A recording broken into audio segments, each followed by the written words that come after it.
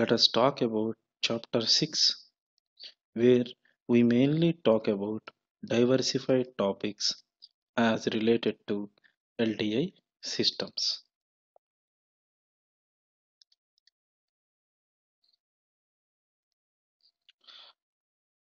Consider a control system which has an impulse response of h of n. It takes an input of x of n and gives an output of y of n, in which case the output y of n can be expressed as convolution of x of n with h of n.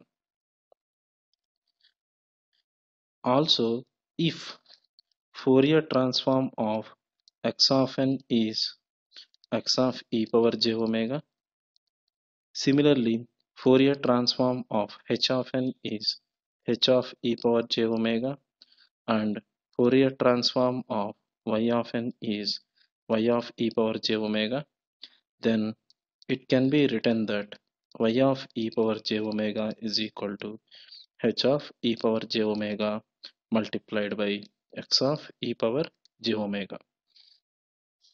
Similarly, if z transform of x of n is equal to x of z and z transform of h of n is equal to h of z and z transform of y of n is equal to y of z, then y of z can be written as h of z multiplied by x of z.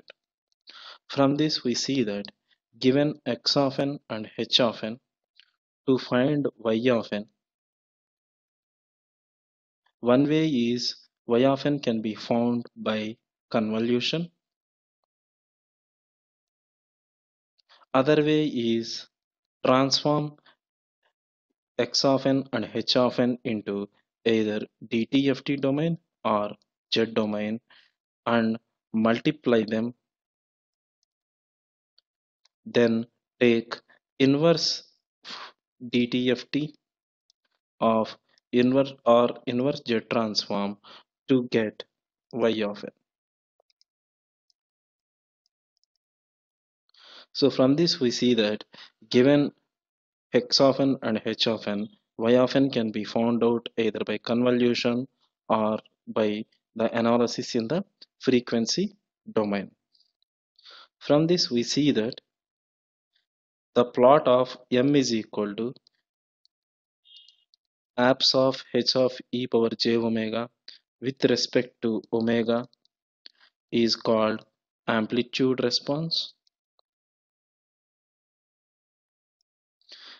It mainly gives an idea about the frequency content of the signal and can be used to characterize the system.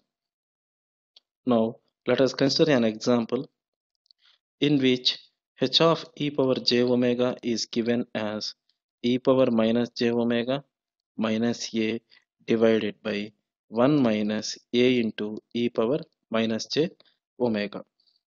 Here, the amplitude response m is the plot of apps of h of e power j omega with respect to omega. On simplification, that is, by substituting e power minus j omega as cos omega minus j sin omega in h of a power j omega to get apps of h of a power j omega, we see that m is equal to as shown. Upon taking the apps of numerator and denominator, we get m, and we see that in this particular case this is equal to 1.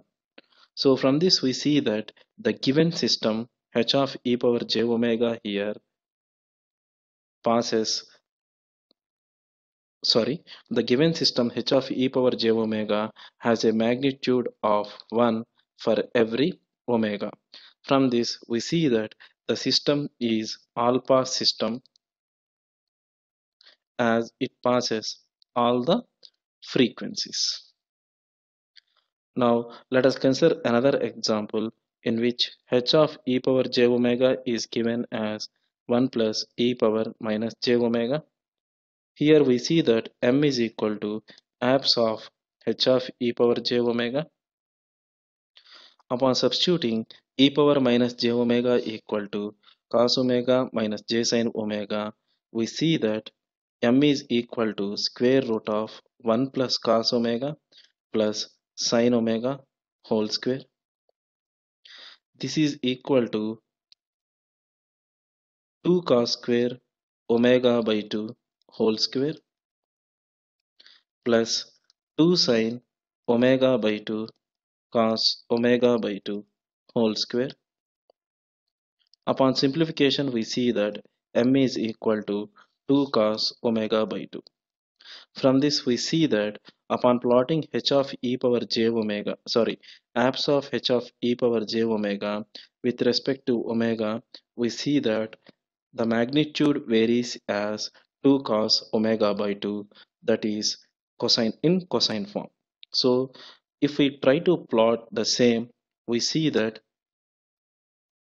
at omega equal to pi by 2, the magnitude, at omega equal to pi, the magnitude is 0. Similarly, at omega equal to minus pi, the magnitude is 0. And at omega equal to 0, the magnitude is 1. And the magnitude m varies as cosine. From this, we see that the given system 1 plus e power minus j omega passes the low frequencies and it attenuates or blocks high frequencies. From this, we see that the given system acts as low pass filter as it passes the low frequencies and blocks the high frequencies. Similar to above, the plot of phi is equal to phase of h of e power j omega with respect to omega is called phase response. Similar to the magnitude response or amplitude response, phase response is also helpful to characterize the system. Now let us consider an example in which the system h of e power j omega is given as e power minus j omega.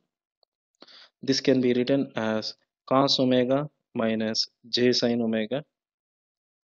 Here we see that phase of h of e power j omega is equal to minus tan inverse of tan inverse of imaginary part, that is minus sin omega, divided by real part, that is cos omega. Upon simplification, this is equal to minus omega. From this, we see that the phase of given h of e power j omega, that is e power minus j omega, varies in a linear fashion with respect to omega. From this, we see that the phase varies in a linear fashion, so the system is called linear phase system. Now, from the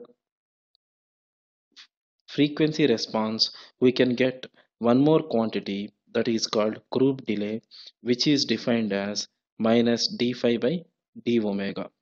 The plot of g of omega with respect to omega is called group delay response.